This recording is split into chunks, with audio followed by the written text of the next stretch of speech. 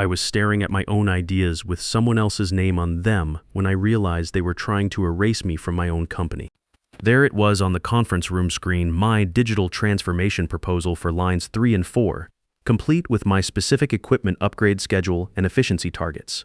Every detail I'd spent 8 months developing, but the name on the cover slide read Alex Rodriguez, MBA Strategic Operations Initiative. My name is Roy Mitchell. I'm 48 years old, and until that moment, I thought I understood how the game was played at Apex Steel Manufacturing. This all started 3 weeks earlier when Alex Rodriguez swept into my workspace with his entourage of executives trailing behind him like obedient ducklings. 27 years old with an MBA from Wharton still warm from the printer, while I'd spent 26 years building this steel manufacturing operation from the ground up. "Everyone, I'd like to introduce Roy," he announced, gesturing toward me as if presenting an outdated piece of machinery. "He'll be handling our legacy operations while I modernize our efficiency protocols." The room went silent. Nobody looked at me. Not Paul Graham from the floor, not Danny Foster from quality control, not even Rita Bell, who'd shared coffee with me every morning for 15 years. They studied their boots, clipboards, anything but my face. "We need lean manufacturing principles to compete globally," our CEO Charlie Weber said, his hand on Alex's shoulder. "Roy can help you understand our history while you lead us into the future." I was being turned into history while still breathing. "The corner office will be yours," Alex told me, pointing to a cramped space near the parts storage. "I need the main office cleared by lunch, my office." My space that had witnessed countless equipment breakdowns solved at 2 a.m. safety protocols that had prevented God knows how many accidents. The wall still displayed the safety award from our 1,847 days, without a lost time incident, a record I'd helped build through sleepless nights and careful attention to every detail that mattered. "Understood," I replied, my voice steadier than my hands. 3 hours later, I watched maintenance workers carry my achievement plaques in a cardboard box while Alex directed the installation of digital monitors displaying real-time productivity metrics on my former walls. "The old desk goes too," he instructed them. "It's positively ancient." The desk my crew had built me from leftover steel after we hit our first million-ton production milestone. Solid construction built to last, unlike the particle board replacement they wheeled in. My new workspace had a folding chair and a computer that wheezed when starting up. I'd started at Apex Steel straight out of technical college, back when we occupied one building and employed 200 people. That was 1998, when Charlie Weber was still a floor supervisor and knew every worker by name. We now had 3 facilities and 1,200 employees. I'd personally overseen the construction of 2 of those facilities, worked 80-hour weeks during the expansion, missed family dinners, and my son's baseball games to make sure we met deadlines and stayed under budget. Back then, we were a family. When Hurricane Sandy knocked out power for 3 days, we kept the furnaces running with backup generators and manual controls. When the economy crashed in 2008, we took pay cuts across the board rather than lay anyone off. When Paul Graham's wife got diagnosed with leukemia, the whole crew pooled money for his medical bills without being asked, but that was before the merger. Before the consultants and efficiency experts, before people like Alex Rodriguez saw our operation as numbers on a spreadsheet instead of lives and livelihoods built over decades. My phone rang, jolting me back to the present. Danny Foster, my shift supervisor for 12 years and one of the smartest troubleshooters I'd ever worked with. "Roy, I'm sorry, but Alex has called a production meeting in conference room B, right now," he said. "It's just for department heads." I was being excluded from a meeting about my own operation. "No problem," I lied. After hanging up, I noticed an email from Alex to the entire facility. Subject line: Efficiency optimization moving forward. The body was full of buzzwords: lean manufacturing, waste reduction, implementation of Industry 4.0 standards. Attached was a 22-page presentation. I opened it and felt my breath catch. These weren't just similar ideas to what I'd proposed 8 months ago for our digital transformation initiative. These were my exact proposals, down to the specific equipment configurations and timeline for implementation. The same proposals Charlie had deemed too expensive and disruptive when I presented them, but there was something else in Alex's presentation that made my blood run cold. Buried in slide 18 was a workforce reduction plan, 8 ET positions to be optimized over the next 6 months. These weren't just numbers to me. These were people I knew. Families I'd watched grow up, kids I'd seen graduate high school and come work alongside their fathers and grandfathers. Maria Santos, our lead process engineer, whose father had worked here for 30 years before retiring. She was brilliant with stress calculations, but Alex would see her as redundant because we had newer engineers with fancier degrees. Paul Graham, who knew our equipment better than anyone but didn't have the computer skills the new systems would require. Danny Foster, whose loyalty and problem-solving abilities couldn't be quantified in Alex's efficiency metrics. I sat back in my squeaking chair, staring at the screen. This wasn't just about my career anymore. This was about destroying something that had taken generations to build. A sticky note appeared on my desk at 4:30, my office. 5 p.m. sharp.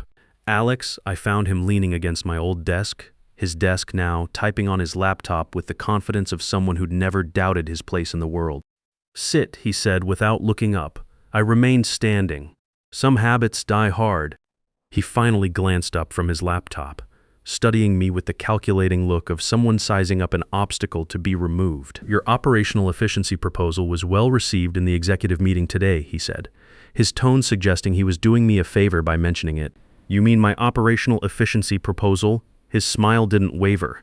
"Your research was useful groundwork, certainly. But groundwork isn't architecture, Roy. I've modernized and elevated your basic concepts into something actionable." I kept my voice level. "You copied my work word for word in some sections." "That's a serious accusation," he replied, closing his laptop with deliberate precision, especially from someone in your position, my position. People who've been at one company too long often grow territorial, change-resistant. The business world has evolved significantly since you started here. Charlie understands this transition might be difficult for you. The condescension was thick enough to cut with a plasma torch. But what really got to me was the casual way he dismissed 26 years of experience as if it were a character flaw. "Is that why you excluded me from my own production meeting today?" He sighed theatrically, like a patient teacher dealing with a slow student. I needed candid feedback about operational leadership. People aren't always comfortable speaking honestly with their former supervisor present. The implication hit like a physical punch. He'd been gathering complaints about me, turning my own crew against me. "We're restructuring the department next month," he continued.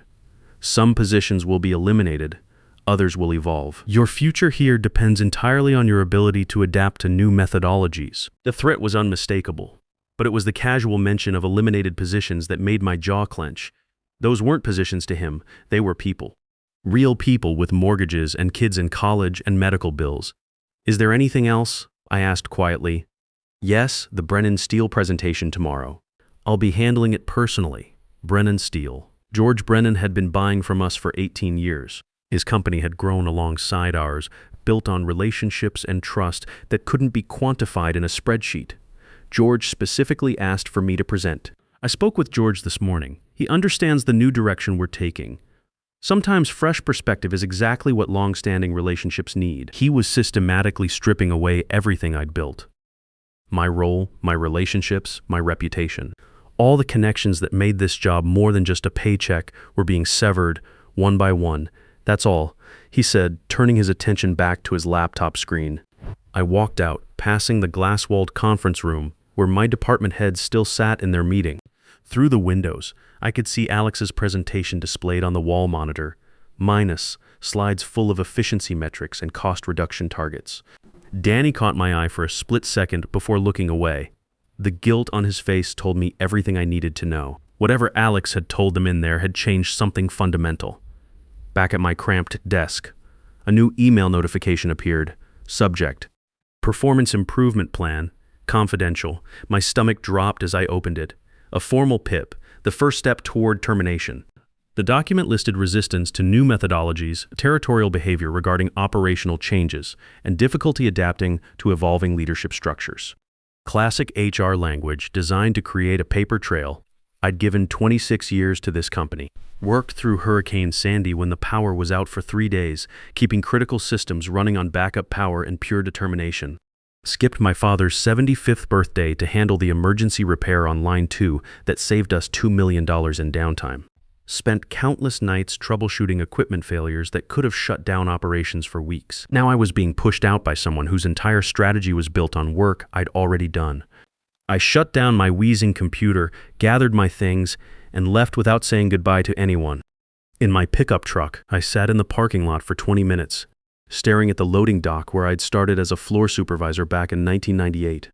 The same dock where I'd learned that steel manufacturing wasn't just about metallurgy and heat treatment. It was about people working together to create something solid and lasting. A strange calm settled over me, replacing the initial shock and anger. They thought they were watching a man being gradually erased from his own company. They expected emotional outbursts, desperate appeals to upper management, maybe a resignation letter filled with bitter accusations. They had no idea who they were dealing with that night. I didn't call my wife Sarah to vent about my day. I didn't crack open a beer and complain to my neighbor about company politics. Instead, I went to my home office and opened my personal laptop. Not to update my resume or draft a complaint to HR, but to begin something that would change everything. See, I'd been at Apex Steel since before everything went digital. I remembered when we kept paper records, when institutional knowledge lived in filing cabinets and in the minds of experienced workers. But I'd also adapted to the computer age, backing up everything important because I'd learned that companies could lose decades of knowledge when people retired or moved on. My external hard drive contained 20 years of safety reports, maintenance logs, efficiency studies, correspondence with vendors and customers, and detailed documentation of every major project and improvement initiative. Not because I was paranoid, but because I believed in protecting institutional knowledge, information that could be lost if something happened to me. What I found as I searched through those archives made my hands shake. I worked through the night, cross-referencing dates and details, following connections I'd never noticed before. By dawn, I had compiled something that would have made an investigative journalist proud. As I saved the final file, I realized Alex Rodriguez had made a critical mistake. He assumed my power came from my title, my office, my direct reports. He thought that by taking those away, he'd neutralized any threat I might pose. But my real power had never been organizational. It came from 26 years of paying attention, of building relationships based on trust rather than authority, of understanding how our operation functioned at every level. That was knowledge no org chart could capture or MBA could replicate. The next morning, I arrived at work before the first shift started. The facility was quiet, except for the hum of equipment on standby and the distant clatter of the overnight maintenance crew finishing their rounds. I made my way to the executive wing, where Alex's office door stood open. I placed a single manila folder on his desk with a simple note clipped to the front. For your review, historical safety protocols and outcomes analysis. Thought you might find the patterns interesting. Roy. Then I left for my 8 a.m. equipment inspection, one of the few duties still officially on my schedule. When I returned at 10:30, the atmosphere in the facility had changed completely. People huddled in small groups near the break areas, conversations stopping abruptly when they saw me approaching. There was an electric tension in the air, the kind you feel before a thunderstorm hits.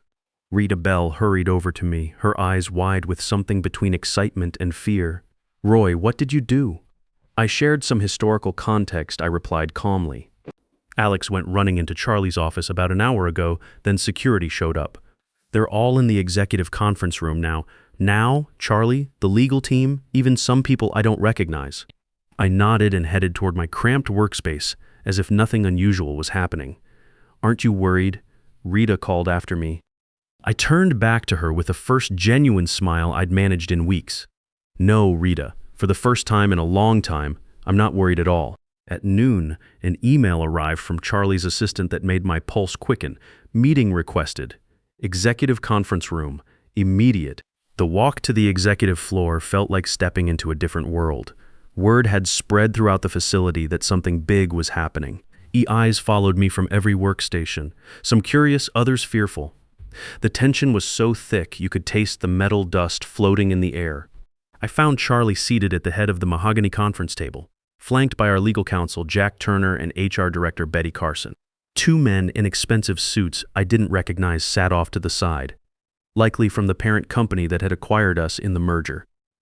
Alex was nowhere to be seen. Sit down, Roy, Charlie said, his expression unreadable, but his voice carrying a weight I'd never heard before. I chose a seat directly across from him, placing my hands calmly on the polished table surface. After 26 years, I knew Charlie well enough to read the stress lines around his eyes. The file you left for Alex, he began carefully. Where exactly did you get that information? From our company safety archives, I replied, keeping my voice steady. Plus publicly available OSHA records and industry databases. Jack Turner, our legal counsel who'd been with the company almost as long as I had, leaned forward. His usual friendly demeanor had been replaced by the focused intensity of a lawyer who'd just walked into a potential lawsuit. Roy, you've made extremely serious allegations in that file. I haven't made allegations, I corrected him. I simply compiled data and documented patterns. The conclusions speak for themselves. Charlie rubbed his temples like he was fighting off a headache. You're claiming Alex deliberately implemented safety shortcuts at his previous facility that led to worker injuries, and now he's planning to replicate those same cost-cutting measures here. The data supports that conclusion, yes. One of the suited strangers spoke up. Mr. Mitchell, that's an extraordinary accusation. Why would anyone deliberately compromise worker safety? I met his gaze steadily. 6 months before his previous facility was cited for multiple OSHA violations, Alex Rodriguez received a substantial consulting payment from an efficiency consulting group called Operational Excellence Associates. That same group later helped his company justify massive layoffs following the safety incidents that resulted from the shortcuts he'd implemented. I paused, letting that sink in. The interesting part is that Operational Excellence Associates is owned by a subsidiary of Meridian Industrial Partners, the same investment group that advised our board during the merger and now holds a 30% stake in Apex Steel. The silence that fell over the room was deafening. Charlie's face had gone pale, and Jack Turner was frantically taking notes. You understand what you're implying, Charlie said quietly. I'm not implying anything. I'm showing you numbers, dates, and financial transactions that exist on public record. Alex isn't just some ambitious young executive who got in over his head. He's a placed asset, systematically weakening our operation from the inside. Betty Carson finally found her voice. Roy, Alex claims you're retaliating because of the performance improvement plan. He says you fabricated this conspiracy theory because you couldn't accept the changes he was implementing. I opened the laptop I'd brought with me. Would you like to see the original OSHA reports, the safety violation records, the financial filings that show the consulting payments? I've indexed everything by date and cross-referenced it with the timeline of safety protocol changes at his previous facility. Charlie's phone buzzed insistently. He glanced at it, his expression growing even more troubled, then stood abruptly. Everyone wait here. I need to make some calls. When the door closed behind him and the two corporate representatives, the atmosphere in the room shifted. Jack Turner looked at me with something approaching admiration. Roy, in 20 years of corporate law, I've never seen documentation this thorough. Where did you learn to investigate like this? I didn't investigate anything, I replied. I just paid attention. When you've been around long enough, you start to notice patterns. The safety violations at his previous company, 3 serious injuries, including one that resulted in permanent disability. The timeline matches exactly with the efficiency measures. Alex was pushing there. Betty leaned forward. But Roy, his credentials are impeccable. Wharton MBA, glowing recommendations from previous employers. Those recommendations came from executives who were fired 6 months after the safety incidents came to light, and his Wharton thesis was on optimizing manufacturing efficiency through strategic resource allocations, which is essentially an academic framework for cutting safety corners without triggering immediate regulatory scrutiny. 30 minutes passed before Charlie returned, accompanied by a stern woman in her 50s who introduced herself as Linda Hayes, chairperson of the Corporate Safety Oversight Committee. Mr. Mitchell, she said without preamble, we've been reviewing your file. Alex Rodriguez has been suspended pending a full investigation. I nodded, feeling no satisfaction in being right about something so dangerous. However, Linda continued, his legal team has submitted a counterfiling claiming you've misrepresented data to create a false narrative due to personal animosity. They're also questioning how you obtained some of this information. Everything in that file came from publicly available sources or our own company records, I replied. I can provide the source documentation for every claim. They're also alleging that you've been undermining his authority from day one, poisoning staff opinions, and engaging in what they call institutional sabotage. Jack Turner interrupted. Linda, with respect, Roy's been here for 26 years with an exemplary record. Alex has been here for 3 weeks, which is exactly why his legal team is claiming this is retaliation for the performance improvement plan, Linda replied. They've offered to drop any potential legal action if Roy retracts his claims and resigns immediately. She slid a document across the table, a resignation letter already prepared, offering a generous severance package in exchange for my silence. The room went quiet. all eyes on me. I could feel the weight of 26 years pressing down, all the relationships I'd built, all the knowledge I'd accumulated, all the loyalty I'd shown. And they were asking me to walk away, as if none of it mattered. I picked up the resignation letter, scanning the legal language that would essentially erase me from the company's memory. Then I looked up at the faces around the table, people I'd worked alongside for decades, watching them wait for me to take the easy way out. "This is very thorough," I said finally. "Must have taken their legal team hours to prepare." Linda nodded.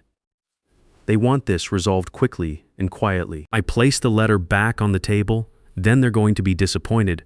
"Roy," Charlie said softly, "you need to understand the position this puts the company in. The parent corporation is threatening to pull funding if this becomes a public issue." "I understand perfectly," I replied. "They're threatening to destroy what we've built here unless I disappear quietly. But here's what they don't understand. This isn't about me anymore." I stood up and walked to the door. "I have one more piece of information to share. But first, I need to bring in someone who can verify everything I've told you." "Who?" Linda asked suspiciously. I opened the conference room door to reveal a man in his 50s wearing a visitor badge, someone I'd asked to come in case this moment arrived. "This is Harold Stone," I said as he entered the room, former safety director at Alex's previous facility, the one who was fired for raising concerns about the protocol changes Alex was implementing. The room erupted in surprised murmurs, but I wasn't done yet. Harold has been documenting Alex's pattern for the past 2 years, tracking his movement between companies and the safety incidents that followed. "We're not the first target, and if we don't stop this here, we won't be the last." Linda Hayes was furiously taking notes. "Mr. Stone, are you prepared to make a formal statement?" Harold nodded grimly. "I've been waiting 2 years for someone to finally listen." The investigation that followed lasted 3 weeks, and it unraveled something bigger than any of us had imagined. Harold Stone's testimony revealed a network of planted executives across multiple manufacturing companies, all working to systematically weaken operations from within. Alex wasn't just one bad actor. He was part of an elaborate corporate espionage scheme designed to make healthy companies appear inefficient and ripe for acquisition at reduced prices. The Efficiency Consulting Group, Operational Excellence Associates, was the key. They would place their people in target companies, implement cost-cutting measures that looked good on short-term financial reports, but created serious long-term problems. Safety violations, equipment failures, worker injuries, all of it designed to drive down company valuations while providing legal cover through consulting agreements.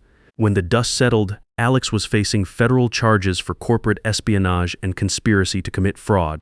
3 other efficiency experts at companies throughout the Midwest were arrested in coordinated raids. The parent company that had acquired us through the merger was revealed to be a shell corporation controlled by Meridian Industrial Partners, whose business model apparently involved acquiring distressed manufacturing assets at below-market prices. But here's the thing about justice in corporate America. It's complicated. The investigation cleared my name completely. Charlie reinstated me with full authority over operations. And there was even talk of promoting me to senior vice president. The board offered me a substantial raise and a formal apology. Harold Stone was hired as our new director of safety compliance, and we immediately began reversing all of Alex's efficiency protocols.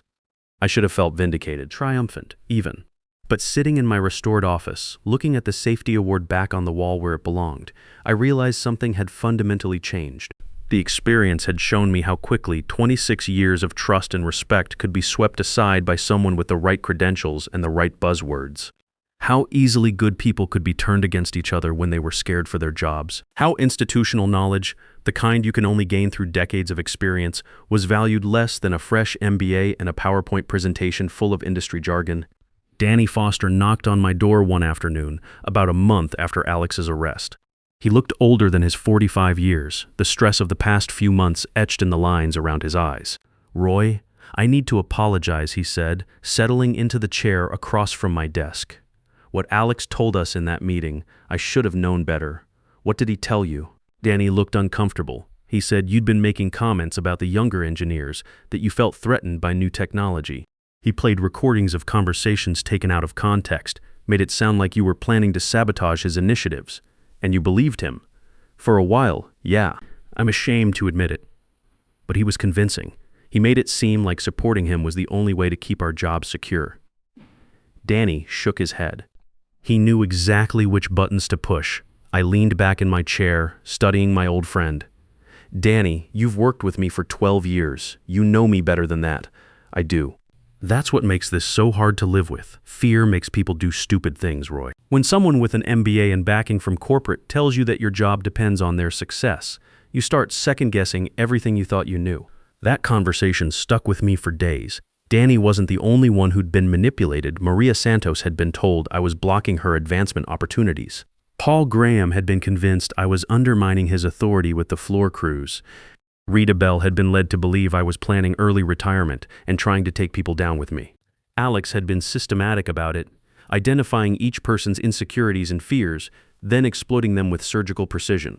It was psychological warfare disguised as management consultation. 2 weeks later, I got a call that changed everything. George Brennan, from Brennan Steel, the client Alex had tried to steal from me. Roy, I have a proposition for you, he said. I'm expanding operations, opening a new facility in Ohio. I need someone to run it, someone with real experience, not just book learning. You interested? The offer was everything I could have wanted. More money, more responsibility, a chance to build something new from the ground up. Working for someone who valued experience over credentials. What about Apex? I asked. What about it? You've given them 26 years. Time to give yourself a chance. I thought about it for a week. Charlie had made it clear he wanted me to stay, even hinted at fast-tracking me for his position when he retired in a few years. The crew respected me more than ever. After seeing how I'd handled the Alex situation, the company was profitable and stable, but something had been broken that couldn't be completely repaired. The knowledge that my own colleagues had been so quick to believe the worst about me, even temporarily, was hard to forget. More than that, I realized I'd been thinking small for too long, playing it safe, building incrementally, protecting what we had instead of reaching for what we could become. On a Friday afternoon in late autumn, I walked into Charlie's office and handed him my resignation. Roy, don't do this, he said, scanning the letter. We need you here. The company needs you. The company will be fine, I replied. You've got good people. Harold will make sure safety stays a priority. Danny's ready for more responsibility. Maria's brilliant. Give her a chance to prove it. This is about the Alex situation, isn't it? I know we let you down. I shook my head. It's not about Alex. It's about me finally understanding that loyalty should flow both ways. You can't build something great by just protecting what you have. Sometimes you need to take risks. The farewell party they threw for me the following Friday was one of those moments you remember forever. The entire day shift showed up, plus a lot of people from other shifts who came in on their own time. Even workers who'd been suspicious of me during the Alex period were there, some with tears in their eyes as they thanked me for saving their jobs. Paul Graham stood up to make a speech. Roy taught us that experience isn't just about knowing how to do things, he said. It's about knowing why things matter. He didn't just protect our jobs, he protected who we are. As I drove away from Apex Steel for the last time, I thought about the lessons I'd learned, not just about corporate politics or the value of documentation, but about the kind of leader I wanted to be going forward. Experience without wisdom is just time served, but wisdom without the courage to act on it is just philosophical decoration. 6 months into my new job at Brennan Manufacturing, I'm building something I'm proud of, a facility where safety and efficiency work together instead of competing, where institutional knowledge is valued alongside innovation, where people know their experience matters.